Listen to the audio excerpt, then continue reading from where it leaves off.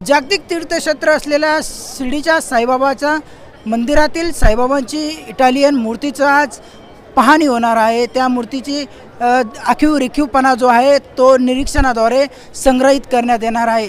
त्यासाठी साईबाबा संस्थानने 5 मार्च 2024 रोजी तसा अहवाल देखील तयार केला होता। त्या अहवालानंतर छत्रपती शिवाजी महाराज वास्तु संग्रहालयातील तज्ञ कमिटी जी आहे ती आज शिर्डी या ठिकाणी पोहोचली आहे आणि आज साईबाबा समाधी मंदिर जे आहे ते भाविकांसाठी 3 तास बंद राहणार आहे। डाटा संकलनासाठी ही जी डाटा संकलनासाठी साई मंदिर 3 तास बंद ठेवण्याचा निर्णय साईबाबा संस्थांच्या वतीने घेण्यात आला आहे। या ठिकाणी त्या प्रकारचा बोर्ड देखील लावण्यात आलेला आहे।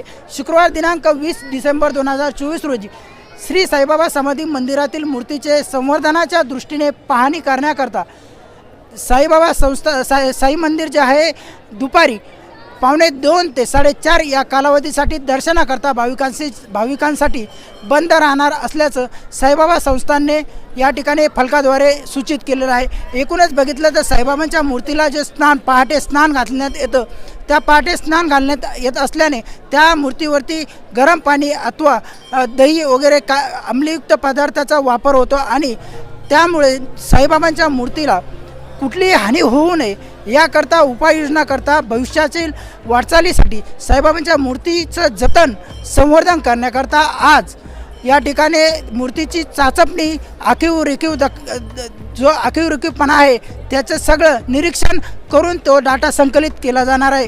एकूणच बघितलं तर भविष्यातील ह्या मूर्तीचीच प्रतिकृती मूर्ती साई संस्थानला बनवता यावी याकरता हा प्रयास चालू आहे। RK न्यूज मराठीसाठी राहुल कोळगे, अहिल्यानगर, शिर्डी।